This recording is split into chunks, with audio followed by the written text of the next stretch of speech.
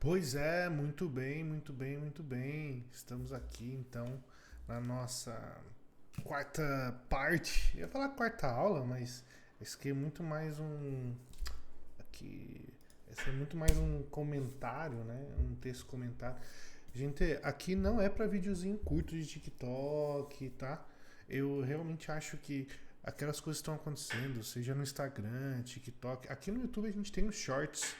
Mas eu entendo que no YouTube é um lugar muito mais onde a gente consegue sentar, falar sobre o texto, comentar, né? Aquela coisa assim de vídeos. A palavra scrollar, né? Passou a fazer parte do vocabulário nosso.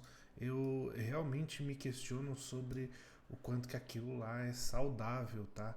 Então eu entendo que aqui a gente tem essa oportunidade de abrir o texto, de falarmos aqui. Estamos aqui, nossa quarta parte, olhando para o DSM-5-TR. Onde é que a gente parou?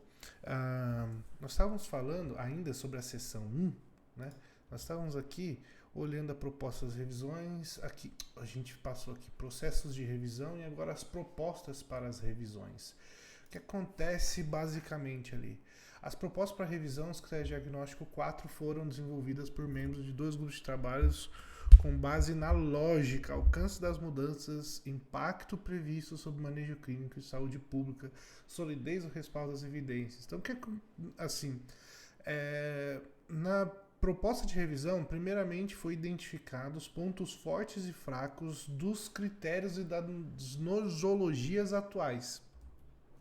Então, nota-se uma, um tempo, né, de uma preocupação com manter, né, gente, vou cortar isso não. Você que tem vergonha de gravar vídeo, você vê que não é toda hora, né? Tô aqui no domingo, tô lendo, comentando, gravando, respondendo. Sabe aquele domingo que você tira para estudar? E aqui eu tô compartilhando com você esse momento, né? Será que existe um transtorno? Será que um dia vão introduzir o transtorno de ficar lendo o DSM, de ficar porque eu tenho isso, assim. Eu acho que quanto mais você conhece os transtornos e tudo mais, você consegue identificar. Bom, não sei qual que é a sua orientação, né? Eu trabalho na TCC, mas tenho, né, claro, sou coordenador do curso de pós-graduação em TCC, mas quanto mais eu leio o DSM, mais eu percebo que a gente vai criando assim uma habilidade de identificação de na topografia do transtorno, esse é o termo. A apresentação do jeito que vem ali. Recebi recente, por exemplo, um cliente, né, uma cliente que veio, teve uma tragédia que aconteceu lá na empresa que ela trabalha, que a pessoa caiu, veio a óbito e tudo, e ela que foi fazer a limpeza e tudo. E ali, né, por exemplo, você tem pensado muito nisso? Ou é algo que você trouxe para terapia? Ou seja, eu estava ali checando se está tendo os flashbacks, que é muito característico do transtorno de estresse pós-traumático, ou se é algo que gerou ali ansiedade, ali o quadro, percebe? Então o seu critério não tá muito raso, né? Quem acha, quem se afasta, o seu olhar para a própria topografia e apresentação do transtorno vai ficando mais acurada. Essa é a percepção que eu tenho. Então, olhando ali, foi basicamente usado 4 princípios. E aí você começa a perceber, você que vem do 5 também percebe isso. O 4TR, aqui a gente já está falando sobre as propostas de revisões do 4 para o 5, tá? Entendendo que aqui a gente vai seguir com a seção 1, né? Tá escrito aqui na seção 1 do 5TR. O DSM-5 se destina principalmente para o manual de clínicos. Isso é a parte 1, né? A aula 1.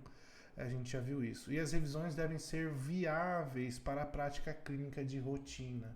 Então, essa questão de ser prático, né? Ser menos filosófico, fica muito orientada aqui. O princípio principal. Essa história que a gente tem, é novo isso, né, na humanidade, de que a gente colocou plural em prioridade. Prioridade, por essência, por definição, não tem plural. né? Então, a prioridade principal, olha só, a gente vê aqui que o princípio, né, inicial foram 4 princípios, né? E a gente brasileiro, a gente tem, não, olha, temos 25 prioridades. Mas 25 prioridades, o que é prioridade? Bom, seguindo, 4 princípios. O DSM-5 se destina principalmente a clínicos, né?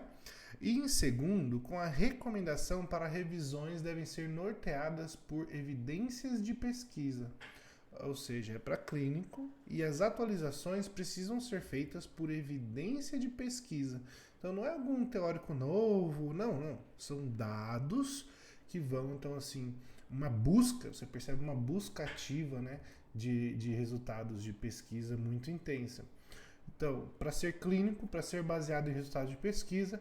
E o terceiro princípio é, sempre que possível, deve-se manter a continuidade das edições anteriores.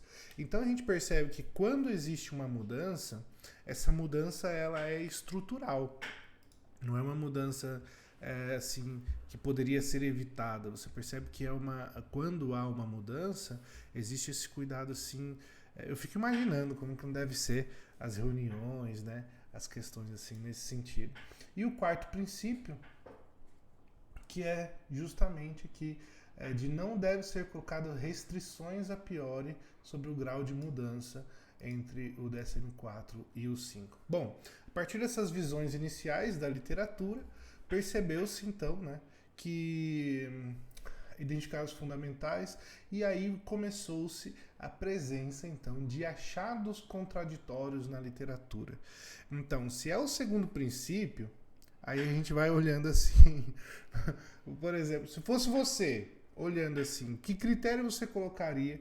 Qual outro transtorno você colocaria no DSM? Eu colocaria esse transtorno, sabe? De ficar olhando o DSM. Assim, é uma leitura que vira e mexe, assim, quando tem um tempinho, fica aqui do lado, onde eu atendo.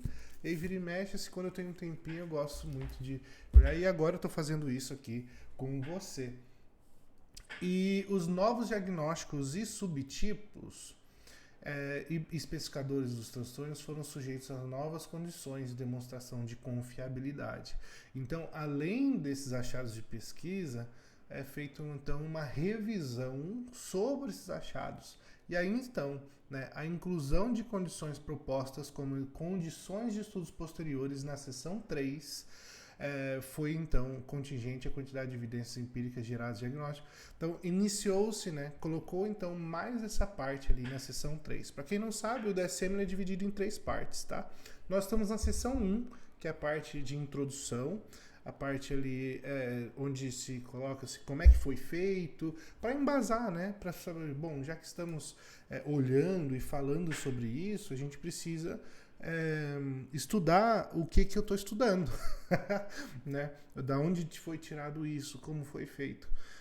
Então, basicamente, a seção 1 é essa parte introdutória. Hoje nós falamos aqui sobre as propostas de revisão. E a seção 2 é onde estão os critérios diagnósticos, onde estão realmente cada um dos transtornos. Acho que a gente vai investir mais tempo aí também. Né? O que é os especificadores, questões relacionadas a gênero, curso, evolução, questão de frequência, né? De população, de incidência. Então, tudo isso, além dos critérios diagnósticos, é a seção 2. E a seção 3, então, foi introduzida questões para estudos futuros. Então, na seção 3, nós temos anexos, nós temos uma listagem alfabética dos transtornos, nós temos alguns modelos, nós temos um modelo alternativo, tudo isso na seção 3. Será que a gente chega lá? Se você deixou o joia, se inscreveu no canal, se eu começar a olhar assim que está tendo pelo menos assim uma meia dúzia de pessoas acompanhando, porque eu sei que o nosso canal aqui não vai ser para 10 milhões, não vai ser para 10 mil, mas eu tô com essa intenção aí de pelo menos, somos quase 3 mil pessoas, fico muito feliz, porque não é um canal editado, cheio de coisa, né? É um canal assim, de sentar para quem quer sentar, quem quer olhar com calma, olhar com cuidado, sabe? Eu acho, eu realmente tenho essa impressão que a internet veio e o fluxo das edições, a quantidade de PDF, a quantidade de slide, ela fez com que a gente perdesse, sabe, essa habilidade de sentar, de ver, de estudar, de olhar, debater, conversar. Então usa aqui o comentário, que eu sempre leio todos, tá? Mesmo quando eu não pode ter certeza que eu li. Porque essa é a grande intenção. Não somos muitos, então você pode aqui olhar aqui, com certeza eu vou estar acompanhando.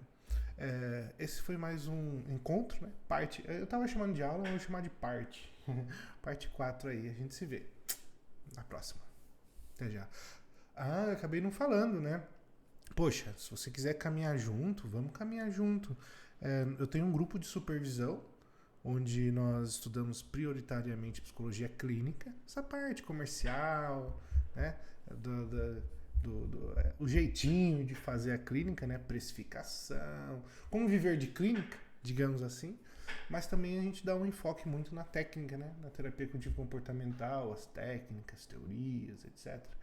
E tudo isso a gente englobou numa pós-graduação de terapia cognitivo-comportamental, onde a gente se encontra, então, toda semana. Tenho certeza que nenhum encontro no Brasil, né, vai te entregar tamanho conteúdo, tamanho crescimento pessoal, como essa nossa proposta aqui.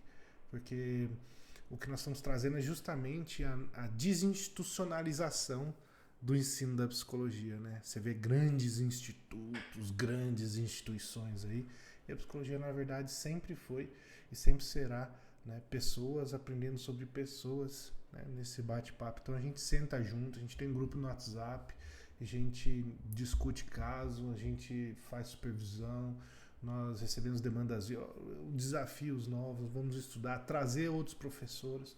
Isso é muito interessante. Se você vê sentido, né, em não caminhar sozinho, a psicologia clínica às vezes é tão solitária, mas não precisa ser. Você está me vendo sozinho aqui, mas toda quinta a gente está lá num grupo muito gostoso de estar junto, tá bom? É online, claro. Claro que é online. A gente se vê na próxima.